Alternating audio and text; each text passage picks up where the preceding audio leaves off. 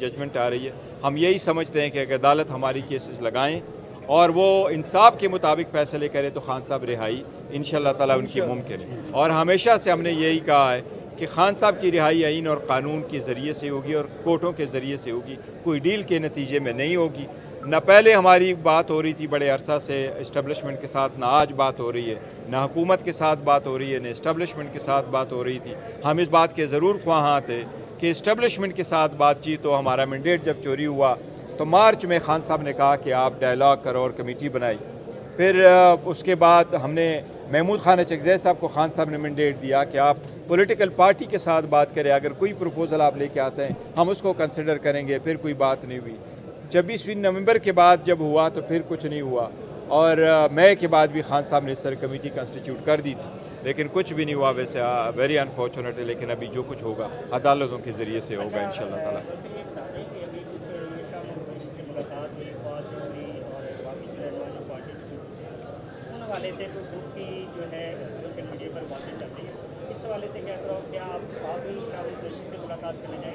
میں آج شاہ محمود قریشی صاحب سے ملاقات کرنے جاؤں گا۔ میں آج آیا ہوا تھا ایکچولی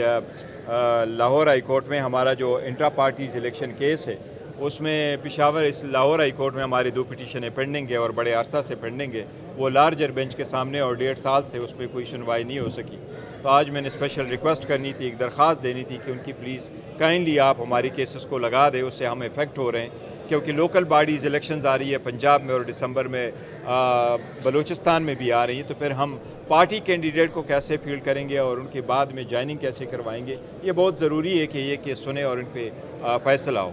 شاہ محمود قریشی صاحب سے ابھی میں ملنے جاؤں گا، اور وہ باقی جس طرح آپ نے فرمایا وہ لوگ بھی آئے تھے ملنے کے لیے۔ میں نہیں سمجھتا ذاتی طور پہ کہ اگر کوئی بیمار ہے اور جیل میں ہے اور کوئی اس کی عیادت کے لیے آ جائے تو شکریہ ادا کرنا چاہیے، رادر دین ان کو کہے کہ آپ مجھ سے ملنے کے لیے نہ آئے۔ لیکن یہ بات ہے کہ یہ کوئی ڈیل نتیجہ نہیں ہوگا، نہ کوئی بات چیت ہوگی، نہ شاہ محمود قریشی صاحب کسی صورت کوئی ایسی لائن لیں گے جو خان صاحب کے نظریے کے خلاف ہو۔ وہ وی آر سو پراؤڈ آپ شاہ محمود قریشی صاحب، اس نے بڑا بہادری کے ساتھ مقابلہ کیا ہے، 2 سال آلموسٹ جیل میں ہو گئے، اور یہ سختیاں اس نے پارٹی کے لیے برداشت کی ہے، نظریے کے لیے برداشت کی ہے۔ اگر کوئی ڈیل کرنا ہوتا تو کب کے باہر ہو چکے ہوتے۔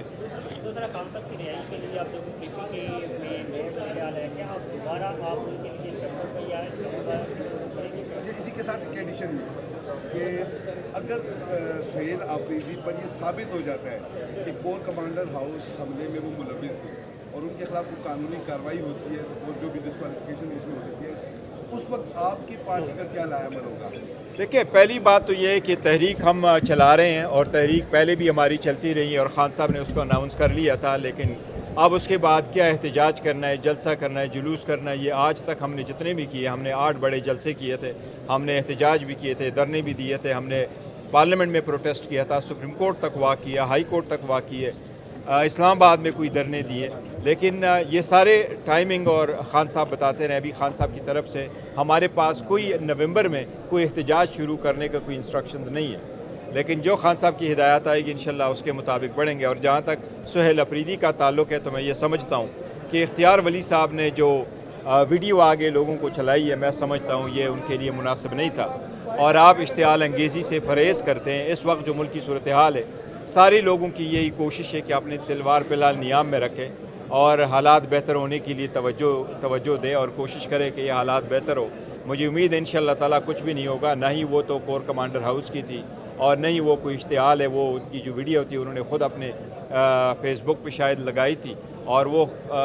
زمان پار کی تھی رادر دین کی کسی اور جگہ کی ہو۔ تو میں سمجھتا ہوں اس وقت میرے خالی کمنٹس کرنے کی ضرورت نہیں ہوگی۔ قریشی صاحب سے ملاقات کے بعد فواد چودھری کا ایک بیان سوشل میڈیا پہ گردش کی، اس میں بتایا گیا جو پی ٹی آئی کی موجودہ قیادت ہے وہ بانی پی ٹی آئی کو رہا نہیں کروا سکتی، تو اس حوالے سے کیا کہتے ہیں؟ دیکھیں،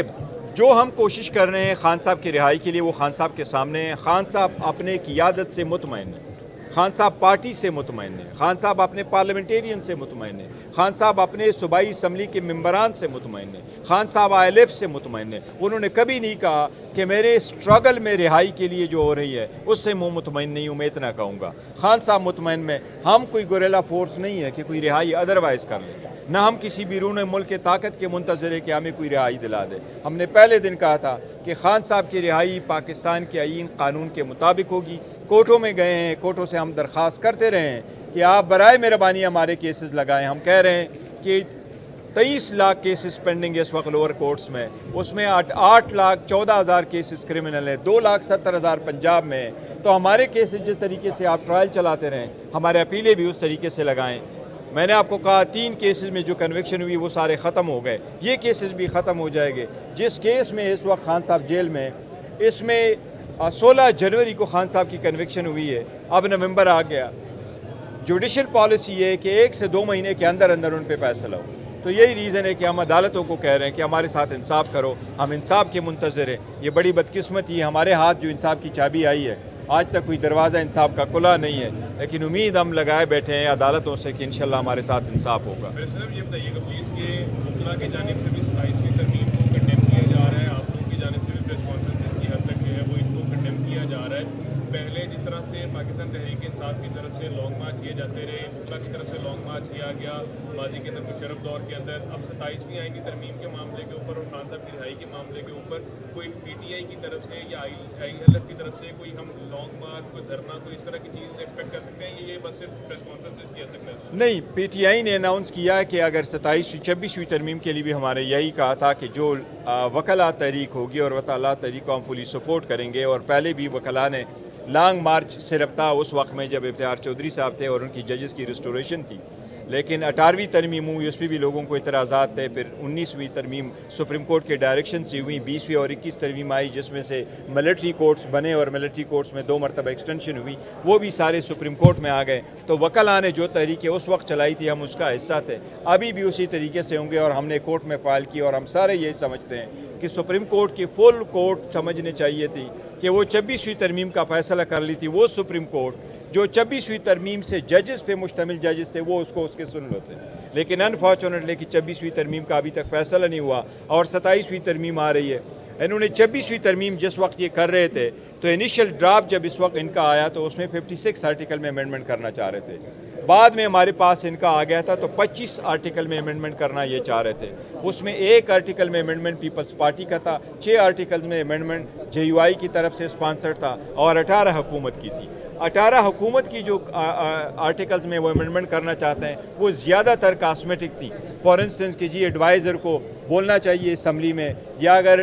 گورنر اوتھ نہ لے تو چیف جسٹس اس کو کسی کو نامینیٹ کرے, یہ کاسمیٹک قسم کی تھی. کسی کو اس پہ آبجیکشن نہیں تھا. جو کنٹیشس ایشو تھے وہ ایک یہ تھا کہ چیف جسٹس کے لیے 3 سال کا تعین کیا گیا تھا, کنسٹیٹیوشنل بینچ بنوایا گیا تھا, ججز کی کنڈکٹ سے ریلیٹڈ اختیارات ان کو دیے گئے تھے, جوڈیشل کمیشن کو دیے گئے تھے, اور الیکشن کمیشن کو کہا تھا کہ جب تک الیکشن کمیشن کا سکسیسر نہیں آتا تو وہ کنٹینیو کرے گا. یہ 4 چیزیں تھیں. اب یہ واپس جا رہے ہیں کنسٹیٹیوشنل کورٹ پہ جا رہے ہیں. اس وقت جو کنسٹیٹیوشنل کورٹ کا ڈرافٹ ہمارے پاس آیا تھا اس میں انہوں نے یہ رکھا تھا کہ کنسٹیٹیوشنل کورٹ بنے گا, ججز کی عمر کی میعاد ہوگی 68 ایئرز, اور ساتھ ہی یہی کہا تھا کہ اس کے 9 ججز ہوں گے, 2 صوبوں سے لیے جائیں گے اور 1 چیف جسٹس ہوگا. لیکن پہلی مرتبہ جب ججز کا اپوائنٹمنٹ ہوگا وہ وزیر اعظم کرے گا. نہ اب کون اس کو ایکسیپٹ کرے گا کہ وزیر اعظم خود ججز کو پک کرے اور اپنے ہینڈ پک ججز کو عدلیہ میں بٹھائیں؟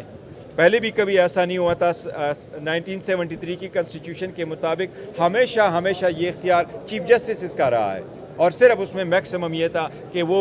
صدر کے ساتھ یا وزیر اعظم کے ساتھ کنسلٹیشن ہو. اس لیے ہم سمجھتے ہیں کہ آزاد عدلیہ ایوان کے لیے ضروری ہے, ڈیموکریسی کے لیے ضرورت ہے. یہ عوام کی بنیادی حق ہے کہ آزاد عدلیہ ہو. یہ 3 ستون ایک دوسرے پہ چیک اینڈ بیلنسز رکھے. اگر آپ کا آزاد عدلیہ نہ ہو تو جمہوریت آپ کی کبھی فعال مستحکم نہیں ہوگی, اور جمہوریت مستحکم نہیں ہوگی تو سیاسی استحکام نہیں آئے گا. سیاسی استحکام آپ کا نہیں ہوگا تو معاشی استحکام نہیں آئے گا. یہ عوام کے لیے ضروری ہے. اب یہ کوشش کر رہے ہیں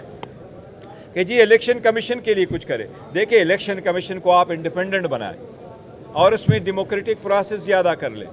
یہ جس وقت یہ پی ڈی ایم کی حکومت آئی, the first thing they did is 2 law میں انہوں نے چینجز کی تھی. نمبر 1, انہوں نے جو الیکٹرانک ووٹنگ مشین کا لا آیا تھا ان کو ریورس کیا اور نیب لا میں چینجز کر لی کہ 50 کروڑ سے کم وہ کرپشن کا کیس نہیں ہوگا. اگر وہ لا ہوتے اور مینڈیٹ لوگوں کا تحفظ ہوتا تو جس طرح نیو یارک میں ممدانی میئر بن گیا یا صادق خان لندن میں بن جاتا ہے تو پاکستان میں بھی ایسے لوگ آ جاتے اور لوگوں کے پاس اپنے رائٹ بنتے. خان صاحب کچھ نہیں مانگ رہے ذاتی, وہ ان کا تو ایک ہمبل زندگی وہ گزار رہے, لیکن we are so proud of ہم. ان کی ساری اسٹرگل یہی ہے کہ میرا ملک بہتر ہو، جمہوریت، آئین اور قانون کے لیے وہ جیل میں ہے۔ کی بات کی، کل الیکشن کمیشن کی جانب سے جو ضمنی انتخابات ہیں ان کے امیدواروں کی فہرست جاری کی گئی، لیکن وہاں پہ آپ کو پتہ ہے کہ پی ٹی آئی کا جو سمبل ہے وہ ان کے پاس نہیں ہے۔ ایسا لگ رہا ہے نون لیگ کے ساتھ پی ڈی کا مقابلہ نہیں، صرف آزاد امیدواروں کا مقابلہ ہے۔ دیکھیں یہ آپ کی بات درست ہے، کیونکہ انہوں نے پہلے بھی ایسا کیا ہوا تھا۔ ایون ہمارے جو الیکشن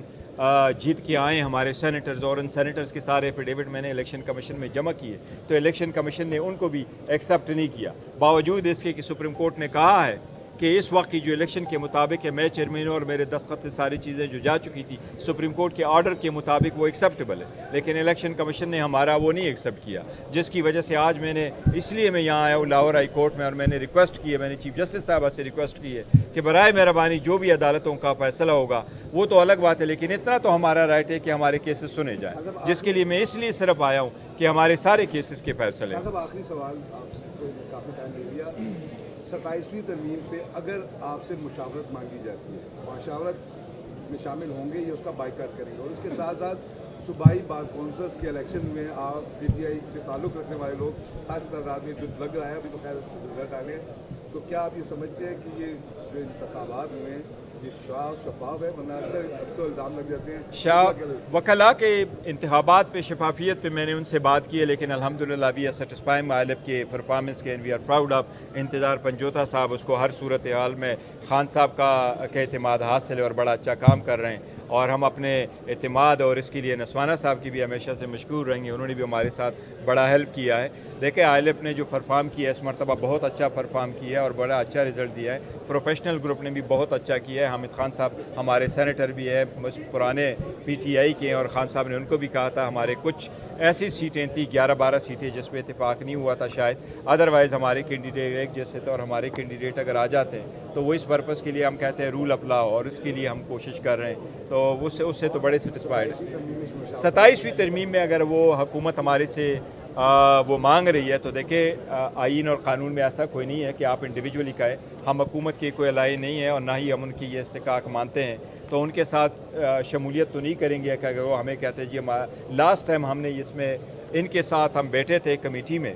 اسپیشل کمیٹی بنی تھی اور اسپیشل کمیٹی ہماری ریزولوشن سے بنی تھی، لیکن وہ کمیٹی استعمال نہیں ہوئی، اس کمیٹی کے پاس کبھی ڈراپ نہیں آیا، اس کمیٹی کے ریکمنڈیشن کسی نے نہیں دیکھے، ہم نے بڑے ریکمنڈیشن دیے تھے، بلکہ مجھے اچھی طرح یاد ہے کہ فرسٹ ٹائم جب بریف کرنے پہ آیا تو وہاں ہمیں بٹھایا گیا، تو سپٹمبر میں ایک بریف آیا تھا اور پھر سارے 12 اکتوبر کو جو ہماری میٹنگ ہوئی تو میرے علاوہ کسی کے پاس وہ پورا بریف نہیں تھا، تو میں نے پڑھ کے سب کو سنایا تھا کہ یہ ہمارے پاس شیئر کیا گیا تھا لاسٹ ٹائم پہ، تو اس وقت ہم نے کچھ چیزیں شیئر کی تھی لیکن کوئی افادیت اس اسپیشل کمیٹی کی نہیں تھی، اب ہم اس سے استعفیٰ دے چکے ہیں۔ میں نے کل بھی اس کو کہا تھا اسمبلی پہ کہ شاید اس مرتبہ مولانا صاحب کے گھر کے بھی چکر نہیں لگائیں گے اور کمیٹیوں میں بھی نہیں جائیں گے۔